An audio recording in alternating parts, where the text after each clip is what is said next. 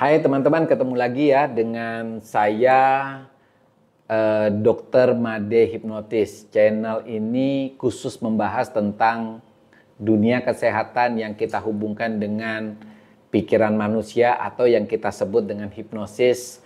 Kalau di bidang pengobatan namanya hipnoterapi. Jadi teman-teman pernah tidak dengar kalau seseorang pernah dihipnotis lewat telepon? Pernah ya? Karena ada beberapa kasus kejahatan yang ternyata dilakukan dengan hipnotis lewat telepon. Nah, kalau hipnotis bisa dilakukan lewat telepon, hipnoterapi juga bisa dilakukan lewat telepon. Artinya bukan lewat video call ya, lewat telepon biasa. Jadi kita telepon, kemudian kita memberikan sugesti pada orang yang kita telepon. Sebenarnya maknanya sama, intinya di komunikasi. Kalau kita bisa membuat seseorang diyakini ya dengan cara apapun, baik dengan tatap wajah, dengan suara, dengan video call, intinya komunikasinya itu harus bagus yang membuat seseorang menjadi believe, menjadi percaya, dan kita harus tahu tanda-tanda orang itu sudah memasuki yang namanya keadaan trans. Kalau lewat telepon bagaimana kita tahu seseorang trans? Yaitu kita komunikasi aja ketika kita memberikan instruksi sesuatu dan dia mengikuti tanpa adanya sanggahan, sebenarnya orang itu sudah memasuki keadaan trans ya. Jadi jangan mengibaratkan trans itu dengan tidur. Tidak ada hubungannya sama sekali dengan tidur. Jadi kalau kita misalnya menanyakan nama, menanyakan ini, menanyakan itu, dijawab dengan baik, sebenarnya orang itu sudah mudah artinya sudah bisa diberikan sugesti. Kita coba ya, nanti kita cari seseorang, lalu kita komunikasi, kita coba untuk memberikan sugesti. Kalau cara ini bisa, berarti hipnoterapi juga bisa dilakukan hanya dengan komunikasi lewat telepon. Untungnya bagaimana? Ya kita bisa melakukan hipnoterapi lewat telepon walaupun jaraknya jauh ya. Nggak perlu video call karena ada sebagian orang ketika mau di terapi itu malu untuk diperlihatkan wajahnya, maunya dilakukan dengan telepon saja. Nah, dokter membuktikan ya, kalau ada kejahatan lewat telepon itu bisa, berarti hipnoterapi pun bisa. Jadi teman-teman gunakan hipnoterapi itu untuk hal-hal yang baik, termasuk untuk pengobatan ya. Kita coba ya, kita cari dulu, nanti kalau dapat kita telepon lagi teman-teman. Oke ya teman-teman ya. Kita coba untuk menghubungi yang namanya Faisal. Nanti kita telepon dia, kita tidak video call ya, kita telepon dia, lalu kita ajak bicara, lalu kita sugesti. Oke, kita telepon dia ya.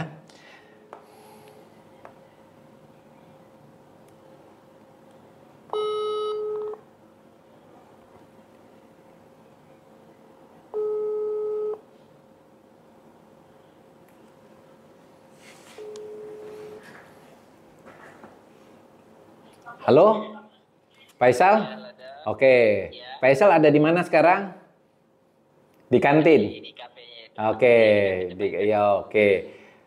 Faisal sekarang lagi telepon dokter pakai tangan kanan atau tangan kiri? Tangan kanan, dokter. Tangan kanan. Coba teleponnya pindahkan ke tangan kiri. Oke, sudah ya, pindahkan ke tangan kiri ya. Oke. Nah, tangan kanannya Faisal kan kosong ya. Nggak pegang apa-apa. Di depannya Faisal ada minuman atau makanan? Minuman, dokter. Oke. Minumannya apa namanya? Susu beruang.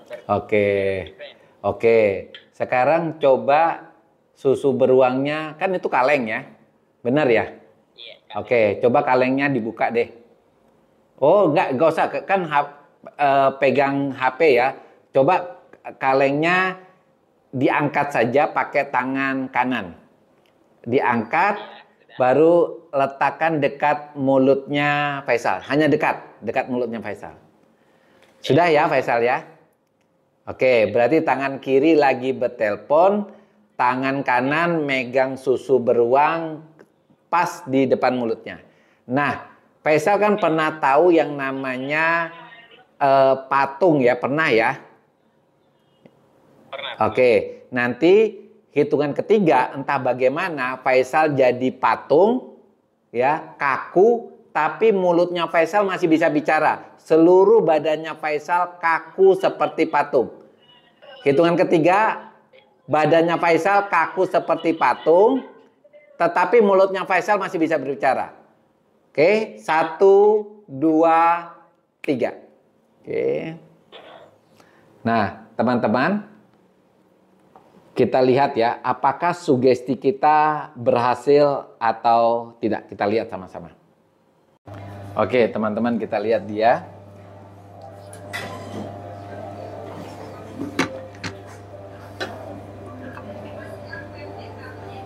Bagaimana Faisal? Masih bisa bicara? Bisa. Masih bisa ya? Oke, Faisal. Nah, tangannya kaku? Iya. Ya. Kakinya juga kaku? Iya.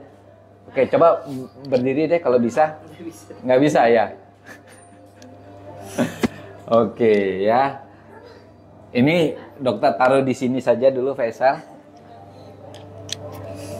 Oke. Nah, teman-teman coba lihat ya. Ternyata dengan telepon kita bisa mensugesti. Artinya kalau kita mau melakukan hipnoterapi dengan suara saja kita bisa. Nah, kita mau memberikan sugesti yang lain. Jadi nanti ingat ya Faisal ya. Faisal pernah tahu rasa itu susu beruang? Pernah? Pernah ya. Enak ya. Enggak terlalu manis. Kenapa kamu pilih susu beruang? Karena enggak terlalu manis. Iya. Pernah ya. Iya. Tapi kalau kurma pernah makan? Pernah. Manis banget? Manis. Manis ya. Kalau susu beruang itu tiba-tiba rasanya itu seperti kurma ya, saya. Sekarang entah bagaimana tangannya Faisal, kakinya semuanya kembali normal ya. Tapi minuman yang susu beruang itu dia berubah rasanya menjadi rasa manis seperti kurma. Oke. Sekarang tangan kakinya kembali. Oke. Nah. Oke, sekarang coba minum susu itu deh. Dingin tangan.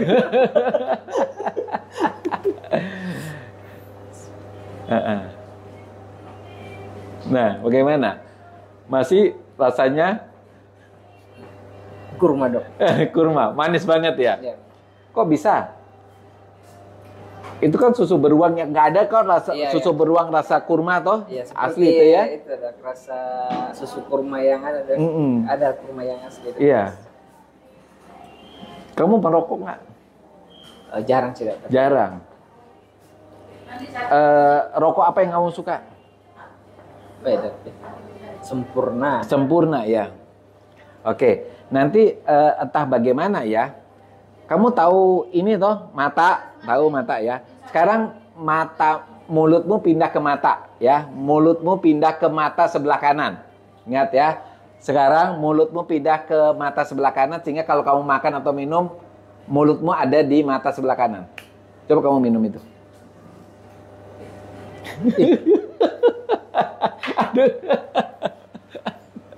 Ada tisu. Bagaimana? Kok bisa pindah? Oke, ini dilap ini.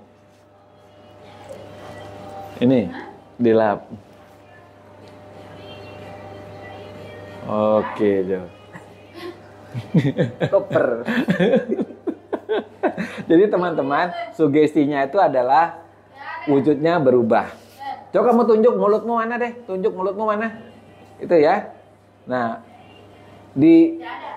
coba tunjuk lagi mulut sebelah mana? Mulut. Nah, mulut ya. Makanya tadi dia minumannya tumpah. Tumpah ya, bajumu basah ya. Ini sadar toh? Sadar toh? Sadar. Oke.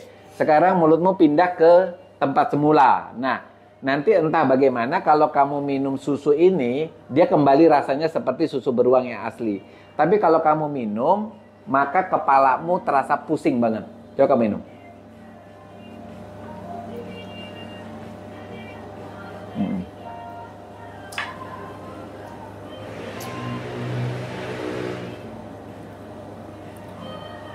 Bagaimana rasanya kepalamu?